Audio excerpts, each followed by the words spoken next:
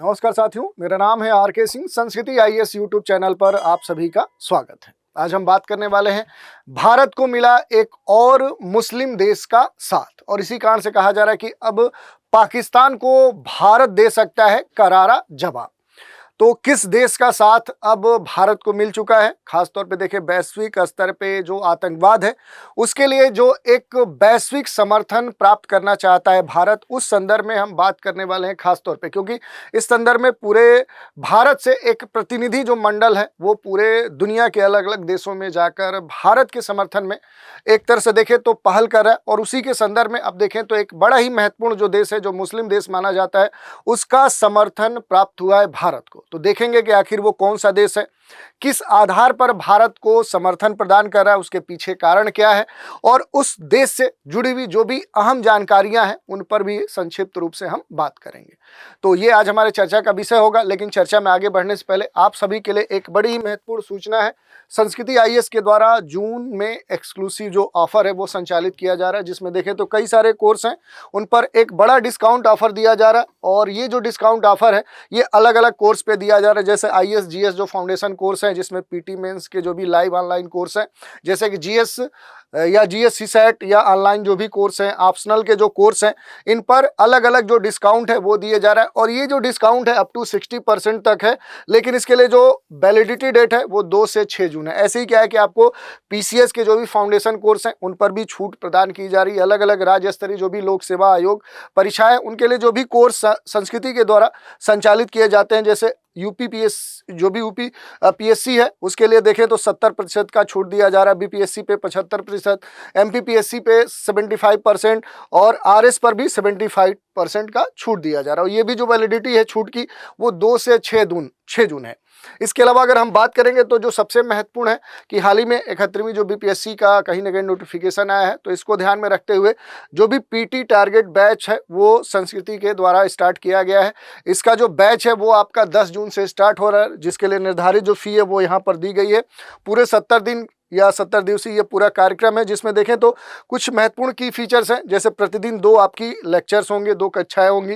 प्रत्येक रविवार को करंट अफेयर्स पर कक्षाएं की जाएंगी। प्रत्येक विषय के जो पीडीएफ क्लास नोट्स हैं वो आपको प्रोवाइड किए जाएंगे। रेगुलर सेक्शनल जो टेस्ट है, यानी कि जब भी जैसे जैसे आपका जो सेक्शन समाप्त होते जाएगा उस पर भी टेस्ट कराए जाएंगे। यही नहीं, प्रीलिम्स टेस्ट सीरीज पूरी तरह से इस कोर्स के तहत निःशुल्क आपको प्रदान की जाएगी। और भी अधिक जानकारी आप चाहते हैं तो नीचे दिए गए नंबर जो है 9555124124 पर आप कांटेक्ट कर सकते हैं। दूसरा भी तरीका है, संस्कृति आईएएस की जो वेबसाइट है sanskrithias.com, इस पर विजिट करके आप संबंधित जो जानकारी है वो प्राप्त कर सकते हैं।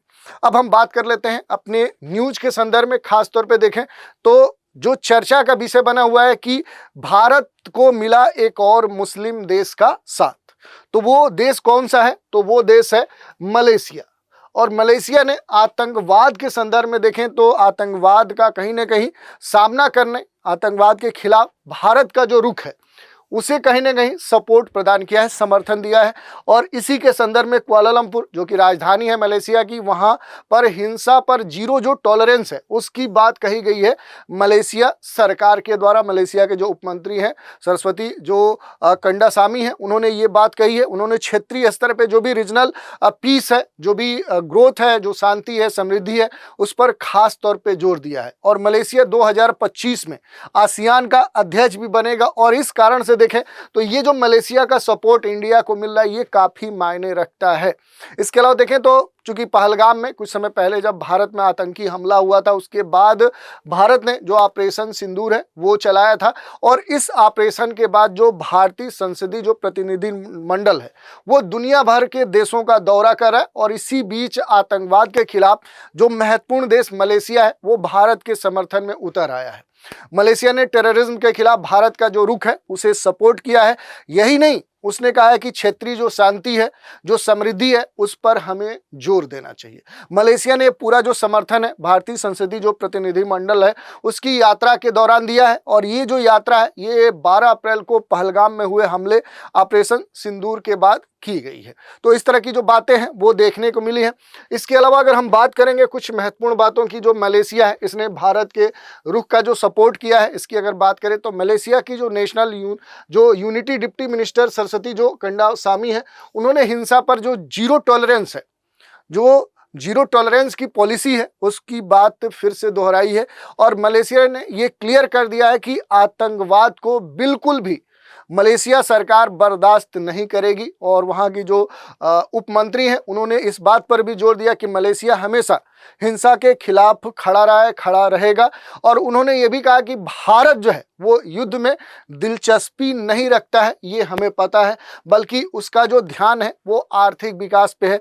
लेकिन दुनिया के कुछ ऐसे देश हैं, जो क्षेत्र हैं, जो कहीं ना कहीं आतंकवाद को प्रायोजित कर रहे हैं और भारत की जो विकास यात्रा है उसमें कहीं ना कहीं व्यवधान उत्पन्न करें। लेकिन हम भारत के साथ पूरी मजबूती के साथ खड़ा है और इसी कारण से कहा जा रहा है कि अब पाकिस्तान को, जो कहीं ना कहीं मलेशिया जैसा जो देश है, जो एक तरह से मुस्लिम आबादी वाला कहा जाता है, मुस्लिम देश कहा जाता है, अब कहीं ना कहीं भारत को सपोर्ट देकर और इससे कहीं ना कहीं एक करारा जवाब भारत के द्वारा पाकिस्तान को वैश्विक स्तर पर दिया जा रहा है।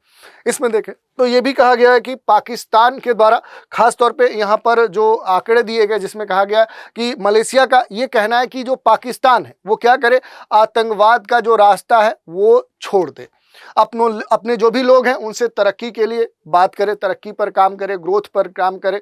और मलेशिया जो है वो हिंसा की निंदा करता है, शांति की वकालत करने के लिए तैयार है और भारत के उस आह्वान का समर्थन करता है जिसमें भारत ने गरीबी संघर्ष के चक्र को तोड़ने के लिए जो भी सहयोग है उसकी मदद मलेशिया से मांगी है। तो पूरी तरह से जो मलेशिया है, मलेशिया सरकार है, वो भारत के समर्थन में वैश्विक स्तर पर देखें तो इस समय खड़ी दिख रही है।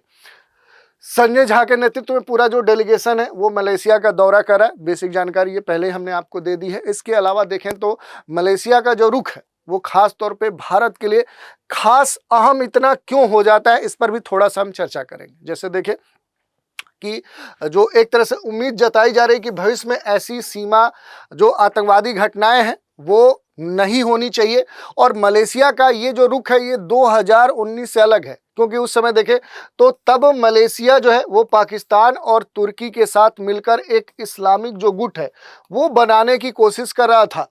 तो 2019 और 2025 की जो परिस्थितियां हैं वो बदल चुकी हैं, जहां 2019 में जो कह सकते हैं कि जो मलेशिया था वो पाकिस्तान, तुर्की जैसे जो देश हैं जो कहीं ना कहीं इस समय दुनिया में आतंकवाद को प्रायोजित कर रहे हैं, उनके श्रेणी में खड़ा था, उनके साथ वो खड़ा था।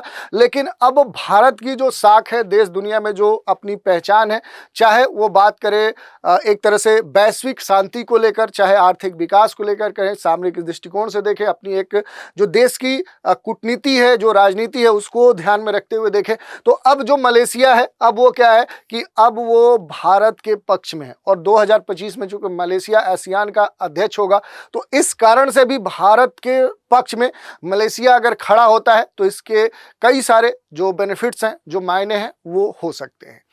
पीएम जो अनवर इब्राहिम है, उनके नेतृत्व में जो मलेशिया है वो स्टेबल है, स्थिरता और विकास के मामले में भारत के साथ मिलकर काम करना चाहता है। और कहीं ना कहीं इसी कारण से अब जो मलेशिया है वो पाकिस्तान और तुर्की जैसे कह सकते हैं कि जो एक तरह से देखें आतंकवाद प्रायोजित करने वाले देश हैं, जिनका ध्यान विकास के बजाय इस तरह के कह सकते हैं अस्थिर उस स्थिति उत्पन्न करने वाले एक्टिविटी में है, तो इनसे पूरी तरह से अलग होकर अब जो मलेशिया है वो भारत के साथ मिलकर काम करना चाह रहा है और इसी कारण से ये महत्वपूर्ण हो जाता है। दूसरी बात करें कि क्यों महत्वपूर्ण है मलेशिया भारत के लिए, तो एक ऐसा देश मलेशिया है जहां पर जो आबादी है, मलेशिया में देखेंगे तो मलेशिया में लगभग 7.2% जो पॉपुलेशन है, जो आबादी है, वो क्या है, वो भारतीय मूल की है। और ये सबसे महत्वपूर्ण आंकड़ा है।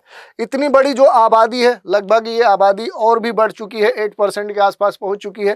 तो खास तौर पे जो मलेशिया भारत की विदेश नीति है उसमें ये एक महत्वपूर्ण भूमिका निभाती है और इस कारण से मलेशिया का हमारे पक्ष में आना सबसे महत्वपूर्ण बात है। इसके अलावा देखें मलेशिया के पश्चिम में अगर देखेंगे जो मलय प्रायद्वीप है, वहां पर मलक्का जो स्टेट है, जो मलक्का जल डमरू मध्य है और जो दक्षिणी चीन सागर से जुड़ा हुआ ये पूरा जो जल डमरू मध्य है, खास तौर पे देखें तो जो इंटरनेशनल ट्रेड है, खास तौर पे जो समुद्री जहाज है, उनके मामले में देखें तो ये जो पूरा क्षेत्र है मलेशिया वाला, ये भारत के लिए काफ़ी महत्वपूर्ण हो जाता है और भारत की जो अपनी पूर्व की ओर देखो नीति है उसका एक महत्वपूर्ण पार्ट हो जाता है।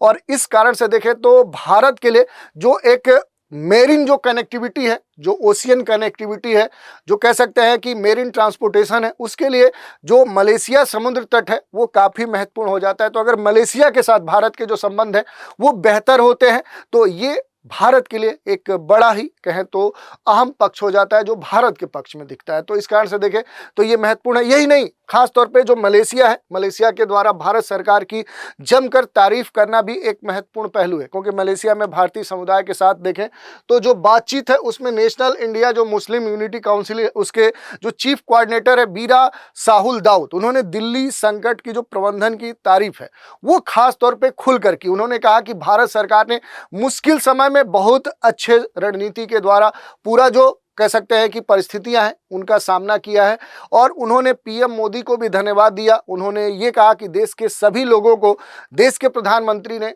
सुरक्षित रखा है, इसके लिए हम उन्हें धन्यवाद देते हैं, उनकी कोटि कोटि प्रशंसा करते हैं। तो इस तरह से देखें तो जो मलेशिया है अब पूरी तरह से क्या है कि भारत के पक्ष में खड़ा दिखता है, और इसके कई सारे जो निहितार्थ है वो आने वाले समय में देखने को मिलेंगे, और कहीं ना कहीं ये भारत के लिए एक अच्छी खबर है। लेकिन यही जो इस तरह के दुनिया में आतंकवाद या इस तरह के जो भी अस्थिरता उत्पन्न करने वाले देश हैं उनके लिए ये एक खतरा है, जैसे कि पाकिस्तान, तुर्की जैसे जो देश हैं उनके लिए ये एक पूर्व चेतावनी भी है, क्योंकि मलेशिया भारत के साथ खड़ा है। तो ये हमने पूरी न्यूज़ देखी, न्यूज़ के जुड़े हुए जो भी अहम पहलू थे उन पर बात की।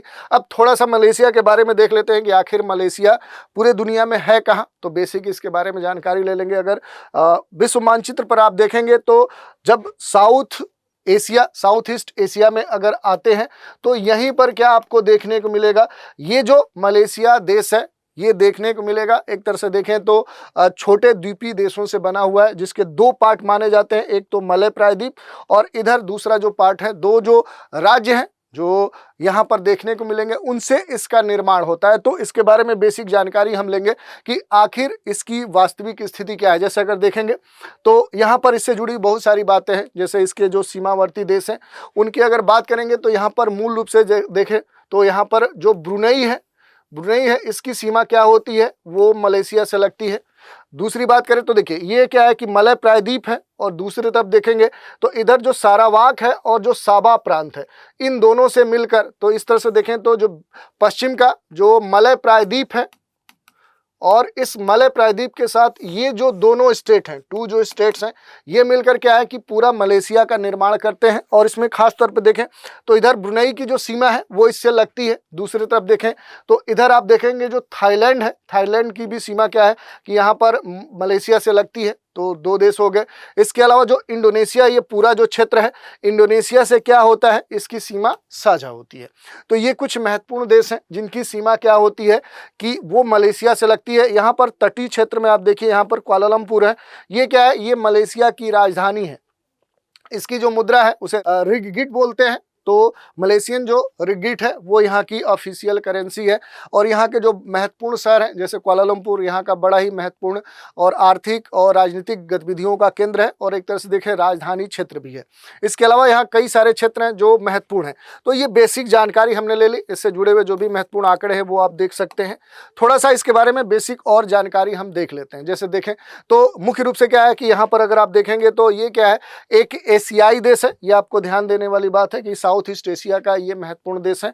और अगर इसके भौगोलिक अवस्थिति की आप बात करेंगे तो इसकी जो भौगोलिक अवस्थिति है वो पृथ्वी के उत्तर पूर्वी गोलार्ध में देखने को मिलेगी। अगर मलेशिया के भौगोलिक अवस्थिति की हम बात करें कि आखिर इसका ज्योग्राफिकल जो लोकेशन है वो कहाँ पर है, तो ये अगर भूगोल की भाषा में देखें तो ये कहाँ पर आपको देखने को मिलेगी, तो उत्तर पूर्वी गोलार्ध में इसकी क्या है, अवस्थिति है। तो उत्तर पूर्वी गोलार्ध का ये बड़ा ही महत्वपूर्ण एक देश है, जिसमें खास तौर पे देखें तो दो पार्ट में इसको देखने को मिला है। यहाँ पर मलय जो प्रायद्वीप है और यहाँ पर जो सारावाक जो दो स्टेट हैं उनके द्वारा ये पूरा निर्मित होता है।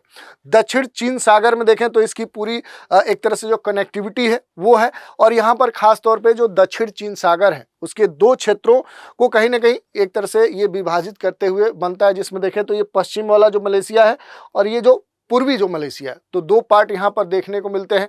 प्रायद्वीपीय जो मलेशिया है उसकी जो मुख्य भूमि है, अगर बात करें कि यहाँ पर ये जो पूरा कह सकते हैं कि प्रायद्वीपीय जो मलेशिया है इसकी जो मुख्य भूमि है वो दक्षिण पूर्व जो एशिया है उसका एक बड़ा ही अभिन्न हिस्सा माना जाता है। और मलय प्रायद्वीप का जो दक्षिणी भाग है उसमें ये पूरा अवस्थित एक महत्वपूर्ण क्षेत्र है।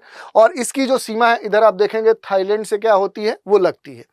बोर्नियो जो द्वीप समूह है उसमें अगर देखेंगे तो दो जो प्रांत हैं वो इसकी कहीं ना कहीं मुख्य जो कह सकते हैं कि यहाँ पर जो स्थिति है दो स्टेट की, यहाँ पर देखिए जो सारवाक है जो साबा है, इन दोनों राज्यों की जो पूर्वी जो मलेशियाई क्षेत्र है उसको ये निर्मित करते हैं। और इनकी सीमा खास तौर पे यहाँ पर छोटा सा जो देश आपको देखने को मिलेगा जो ब्रुनेई है उससे इनकी सीमा लगती है, इंडोनेशिया से इनकी सीमा लगती है। तो ये महत्वपूर्ण इनके बारे में बेसिक जो जानकारी है वो हमने देखा। इसके अलावा थोड़ा सा और इन पर हम चर्चा करते हैं। जैसे देखिए ये मलेशिया का पूरा मैप है, इसके बारे में देखें तो जो प्रायद्वीपीय ये इसका बड़ा मैप है, ये क्या है प्रायद्वीपीय जो मलेशिया है उसके बारे में हम बात कर रहे हैं।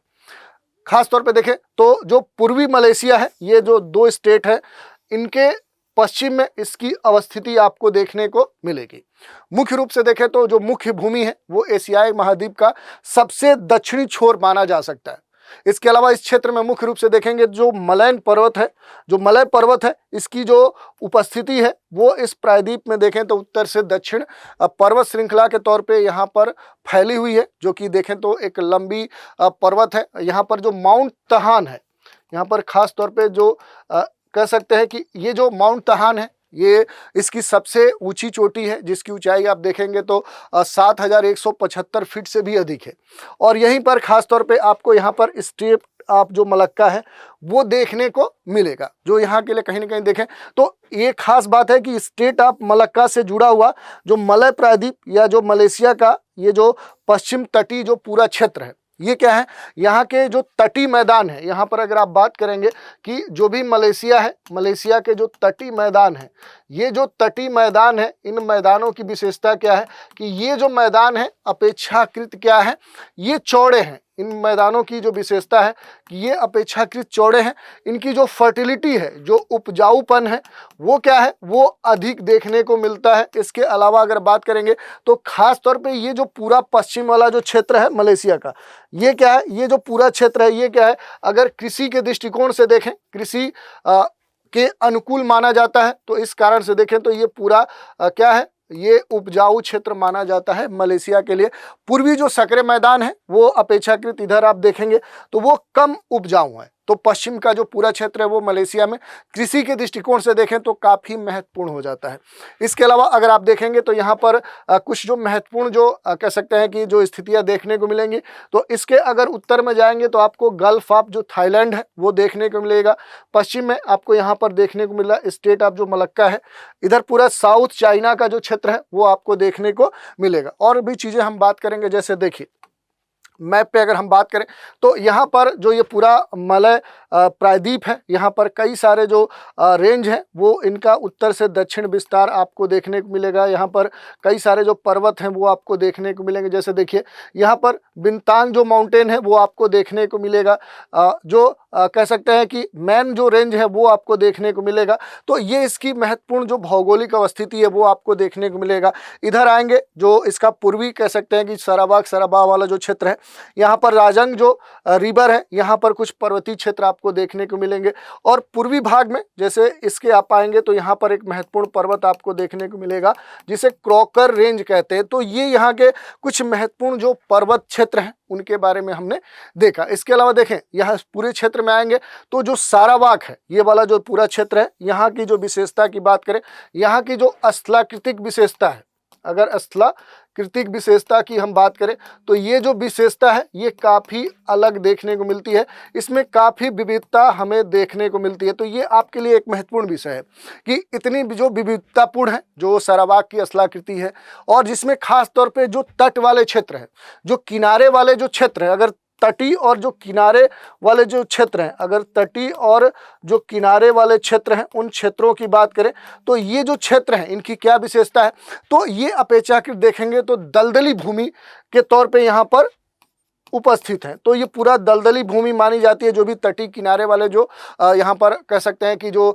सरावाक वाला जो क्षेत्र है। और यहाँ पर कई सारे जो अंतर्देशीय जो पहाड़ियाँ हैं, जैसे देखिए इधर आप देखेंगे तो ईरान यहाँ माउंटेन है। तो दो देशों में फैले हुए जो पहाड़ियाँ हैं, जो पर्वत हैं, वो देखने को मिलते हैं, जो इंडोनेशिया की सीमा को कहीं ना कहीं ऊबड़ खाबड़ जो पहाड़ी हैं उन इलाकों तक फैले हुए। सरावाक की जो सबसे ऊंची चोटी है उसकी अगर बात करें तो माउंट क्या है, मुरूद है। तो यहाँ पर अगर हम बात करेंगे जो सर्वाधिक जो ऊंची चोटी है, तो यहाँ की जो सरावाक है, सरावाक जो प्रांत है, इसकी जो सबसे ऊंची चोटी है जो माउंट मुरूद है, वो क्या है, यहाँ की सबसे ऊंची चोटी मानी जाती है, सबसे हाईएस्ट पीक मानी जा सकती है, जिसे इस तरह से ट्रायंगल के द्वारा हम दिखाते हैं, जो इंडोनेशिया की सीमा से लगे हुए क्षेत्र में आपको देखने को मिल सकती है। इसके अलावा मलेशिया का जो दक्षिण पूर्व एशिया की जो सबसे ऊंची चोटी है वो माउंट किनाबालू है, उसको भी आप देख सकते हैं। जो माउंट किनाबालू है इसके बारे में भी आपको जानकारी होनी चाहिए, क्योंकि ये कभी कभी पूछ देता है। तो ये भी आपको पता होनी चाहिए कि आखिर इस पूरे क्षेत्र में जो क्रॉकर रेंज जिसकी हम बात कर रहे हैं, इस क्रॉकर क्षेत्र में आएंगे तो क्रॉकर जो पूरा रेंज है, जहां मलेशिया दक्षिण पूर्व एशिया की सबसे जो ऊंची चोटी है जो माउंट किनाबालू है, वो इसी क्षेत्र में आपको देखने को मिलेगा। जो क्रॉकर रेंज है, ये वाला जो पूरा क्षेत्र है, यहाँ पर आपको देखने को मिलेगा। कई सारी जो नदियाँ हैं वो मलेशिया में आपको देखने को, ये देखिए पर्वतों का पूरा जो क्षेत्र है उसको यहाँ पर दर्शाया गया। ये देखिए क्रॉकर रेंज है और यहीं पर आपको जो पीक है वो आपको देखने को मिलेगी। कौन सी पीक, तो यहाँ पर जो माउंट, हमने किनाबालू की बात की, तो वो आपको यहाँ पर देखने को मिलेगी। किना जो बालू, ये जो पीक है ये आपको यहाँ पर देखने को मिलेगी।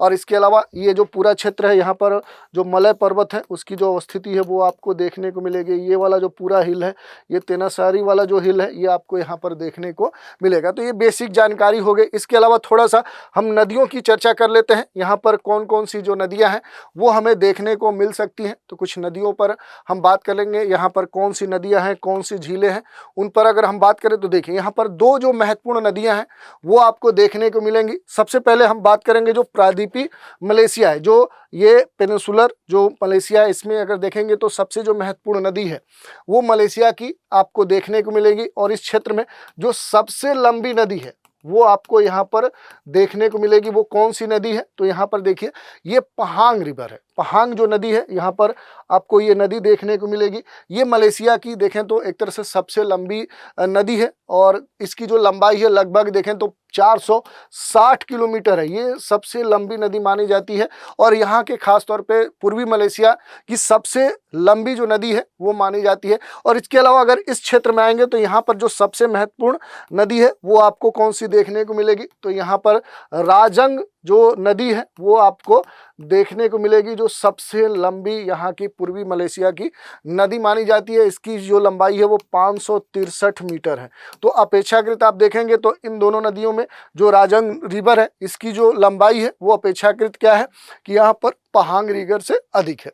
यहाँ पर दो तीन जो झीलें हैं वो आपको देखने को मिल सकती हैं। पहले क्या है कि जो बेरा लेक है वो आपको देखने को मिलेगा और दूसरा क्या है कि जो तासिक है, तासिक जो लेक है, ये दोनों झीलें यहाँ पर आपको देखने को मिल सकती हैं। इनके बारे में जो बेसिक जानकारी है वो यहाँ पर दे दी गई है। यहाँ पर एक और महत्वपूर्ण जो बात है वो देखने वाली बात है, जो मलक्का जो जल डमरू मध्य है। आप देखेंगे ये जो पश्चिमी मलेशिया जो मलय प्रायद्वीप वाला क्षेत्र है, इसके पश्चिम में आएंगे तो यहीं पर एक जल डमरू मध्य आपको देखने को मिलेगा। दुनिया के सबसे महत्वपूर्ण जो शिपिंग मार्ग्स हैं उनमें ये माना जाता है और दक्षिण चीन सागर और प्रायद्वीप के जो पूर्व की सीमा है उसे जोड़ने के लिए ये सबसे महत्वपूर्ण हो जाता है। यहाँ पर दो तीन सागर आपको देखने को मिलेंगे जिनकी अवस्थिति आपके लिए सबसे महत्वपूर्ण है। जैसे इधर देखिए आपको ये पूरा साउथ चाइना वाला क्षेत्र देखने को मिल रहा है। यहाँ पर जो दो कह सकते हैं कि जो सी है, जैसे यहाँ पर जावा सी, इधर सेलेबस सी, सुलू सी, इनकी कहीं ना कहीं जो पहुँच है यहाँ तक, ये जो जल डमरू मध्य है ये पहुँच को कहीं ना कहीं समृद्ध करता है। और इधर से जो इंडियन ओशियन क्षेत्र है, इस क्षेत्र से जो साउथ चाइना वाला सी है, जो पूरा क्षेत्र है, वहां तक पहुंचने के लिए जो एक ट्रांसपोर्टेशन जो रूट है वो उपलब्ध कराता है और इस कारण से इसकी जो उपस्थिति है यहाँ पर वो काफ़ी महत्वपूर्ण हो जाती है। और इसी कारण से कहा जा रहा है कि जो मलेशिया है, मलेशिया का जो सपोर्ट है वो भारत के लिए क्यों मायने रखता है, तो उसमें एक महत्वपूर्ण जो कह सकते हैं जो निहितार्थ है वो ये भी है कि मलक्का जो जलडमरू मध्य है, इसकी जो अवस्थिति है वो मलय प्रायद्वीप के पश्चिम तट क्षेत्र में अवस्थित है। तो ये हमने देख लिया पूरा जो टॉपिक है कि आखिर न्यूज़ में क्यों है मलेशिया, और मलेशिया कैसे भारत के समर्थन में खड़ा है और किस स्तर पे खड़ा है, क्या कहा है भारत के बारे में और क्यों महत्वपूर्ण हो जाता है मलेशिया भारत के लिए। तो इस विषय पर हमने चर्चा की। इसी से जुड़ा हुआ एक प्रश्न देख लेते हैं। निम्नलिखित देशों पर विचार कीजिए, ब्रुनेई, इंडोनेशिया, थाईलैंड, उपरोक्त देशों में से कौन सा देश है जिसकी सीमा मलेशिया से लगती है? केवल एक और तीन, दो और तीन, एक, दो और तीन। तो इसका सही उत्तर आपको मैप देखकर बताना है कि कौन से देश हैं इन तीनों में से जिसकी सीमा किससे लगती है, वो मलेशिया देश से लगती है। तो इस तरह से आज हमने चर्चा कर ली कि आखिर जो भारत का एक प्रतिनिधिमंडल जो पूरे दुनिया में घूम रहा है और अलग अलग देशों में जाकर भारत के समर्थन में उनसे अपनी पहल रख रहा है, तो इसी समर्थन में देखें तो जो महत्वपूर्ण मुस्लिम देश मलेशिया है उसने भारत का सपोर्ट किया है। तो इस पूरे न्यूज़ की चर्चा की, इससे जुड़े हुए जितने भी अहम पहलू थे उन पर भी हमने बात की। तो आज के एपिसोड में इतना ही। एपिसोड अच्छा लगा हो तो वीडियो को लाइक, शेयर, कमेंट करिए, चैनल को सब्सक्राइब कीजिए। और आज इतना ही रखते हैं। आप सभी हमारे साथ बने रहें, इसके लिए धन्यवाद।